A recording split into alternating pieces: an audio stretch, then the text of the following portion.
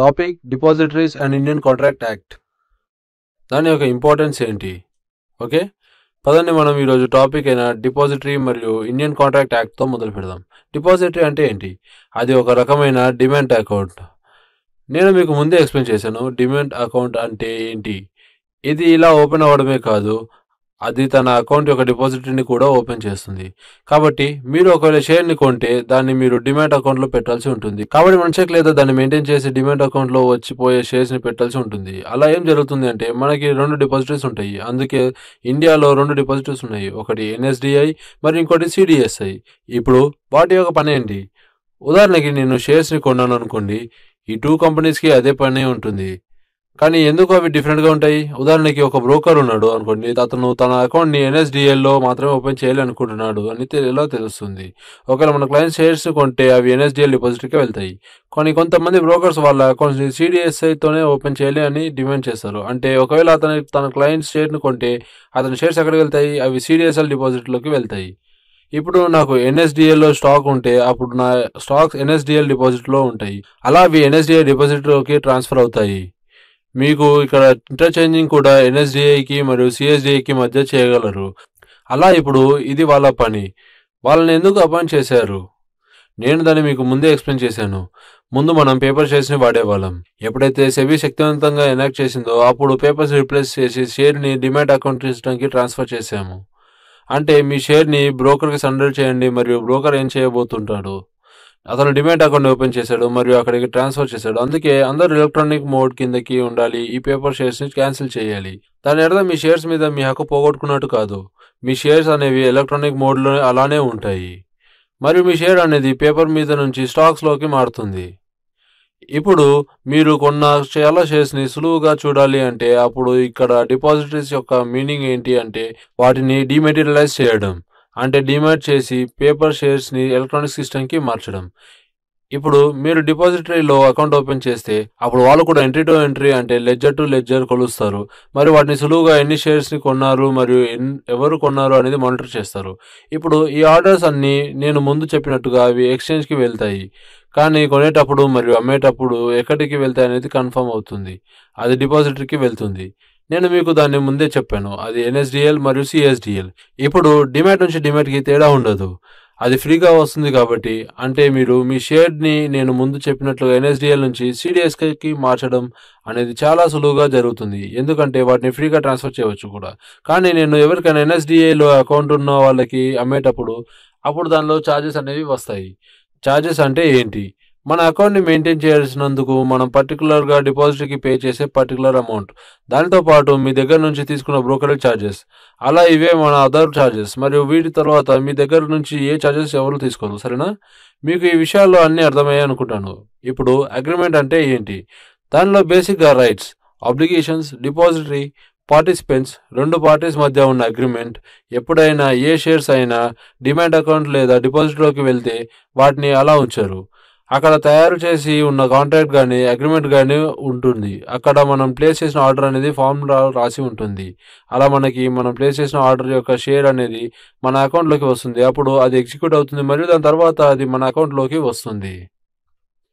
ఇప్పుడు డిపాజిటరీ యొక్క సర్వీసెస్ అంటే డిపాజిటరీ అనేది మన షేర్స్ని సేఫ్గా మరియు సెక్యూర్గా ఉంచటం అని ప్రామిస్ చేస్తుంది. అప్పుడు మనకి ఏ ఇబ్బంది ఉండదు.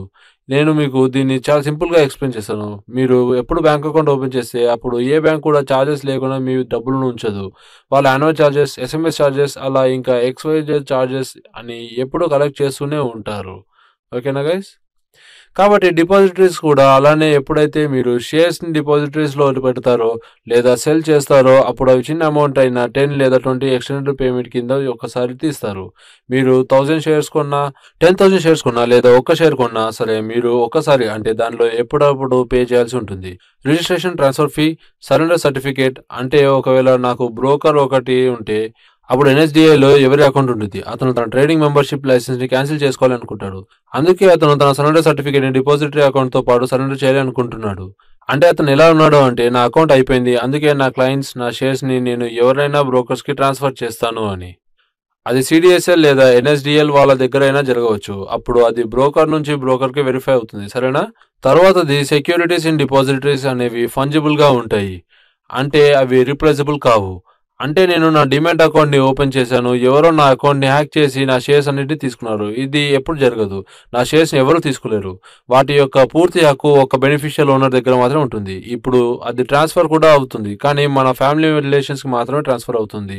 అప్పుడు మాత్రమే మన షేర్స్ టు షేర్ ట్రాన్స్‌ఫర్ చేయగలం. లేదా మీరు ఎవరికైనా గిఫ్ట్ ఇవ్వాలి అనుకుంటే కొడుకు, కూతురు, భార్య, ఎక్స్‌వైజెడ్ ఇంకెవరికైనా సరే మన ఫ్యామిలీలో ఇవ్వాలి అనుకుంటే మీరు చేయవచ్చు. కానీ మీరు ఏ థర్డ్ పార్టీ రిలేషన్‌కి ట్రాన్స్‌ఫర్ చేయలేరు.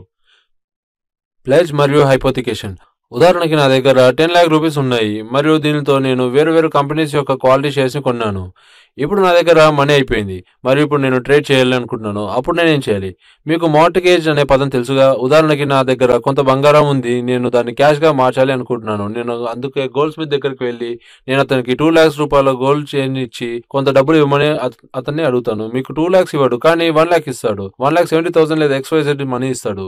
ఇప్పుడు మీరేం చేస్తారు అంటే మీరు దాన్ని బ్రోకర్కి ఇవ్వండి. అప్పుడు అతను మీకు కొంత డబ్బుని ఇస్తాడు.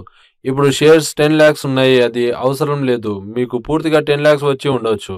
మీకు 8 lakhs, 7 lakhs, 9 lakhs లేదా 5 lakhs రావచ్చు. ఏదైనా ఒక అమౌంట్ ఉండవచ్చు. అది మీరు కొన్న షేర్స్ యొక్క క్వాలిటీని బట్టి డిపెండ్ అయి ఉంటుంది. ఒకవేళ మీ షేర్ అనేది మంచి క్వాలిటీ షేర్తో అప్పుడు మీకు కంపెనీ పూర్తిగా మార్జిన్ ఇస్తుంది. అలా ఇవి మన డిపాజిటరీ యొక్క యాక్ట్స్. ఇప్పుడు ఇది ఇండియన్ కాంట్రాక్ట్ యొక్క సమయం. నేను మీకు కాంట్రాక్ట్ యొక్క సమయాన్ని SCRA చెప్పినప్పుడు చెప్పాను. అంటే అది ఇద్దరి మధ్య జరిగే స్టాండర్డ్ కాంట్రాక్ట్. అది లా చేత ఎన్ఫోర్స్ చేయబడింది. అక్కడ ప్రతిదీ సరిగ్గా జరుగుతుంది. సెబీ దగ్గర అంత సమాచారం ఉంటుంది మరియు పీపుల్ దాన్ని వెరిఫై కూడా చేస్తారు. స్టాండర్డ్ కాంట్రాక్ట్ అంటే ఏంటి? దాని అర్థం ఫామ్ అయిన బిజినెస్ ఎంటిటీస్. దానివల్ల మనం ఈ కంపెనీని స్టార్ట్ చేశాం. ఇవి మన రూల్స్ మరియు రెగ్యులేషన్స్. మీరు ఈ రూల్స్ మరియు రెగ్యులేషన్స్ ఫాలో అయితే అప్పుడు మీరు ఈ కంపెనీకి రాగలరు.